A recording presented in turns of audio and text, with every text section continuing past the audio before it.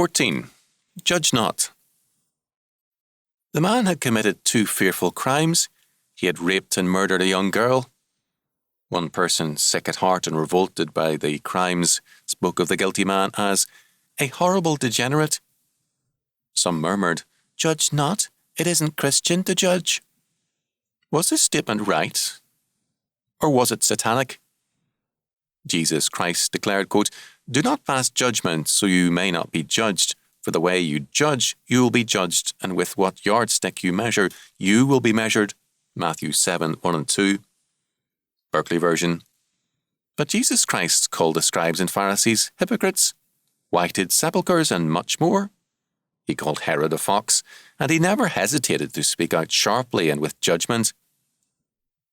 The prophets and apostles also spoke often with clear and sharp judgments. Were they wrong? Obviously, when the prophets, apostles, and Jesus Christ judged, they not only did so with a clear conscience, but they did so in the conviction that it was their duty to do so, that their judgment was a godly act and a moral necessity. But this is not all.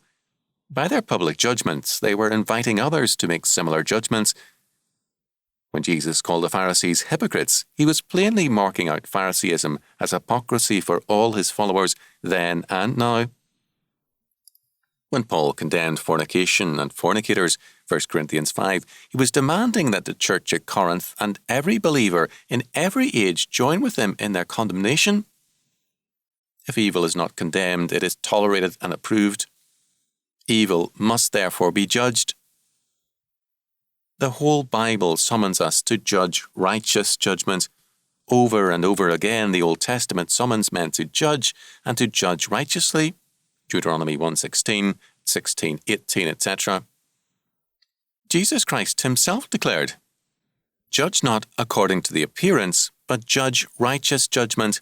John 7:24. Obviously, then, all the Bible calls for righteous judgment, so that it must be false and unrighteous judgment which is condemned. We are not permitted to judge by appearance or by our own feelings, likes and dislikes, but only in terms of God's law. We cannot judge a man because he has a wart on his nose or because we dislike the way he parts his hair. We must judge a man if he is guilty of violating the law of God. Quote, "The way you judge, you will be judged," end quote. Jesus said, "If your judgments excuse evil or condone it, you will be judged to be evil yourself.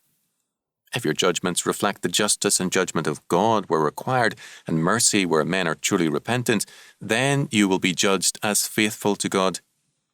Quote, "Judge righteous judgment,"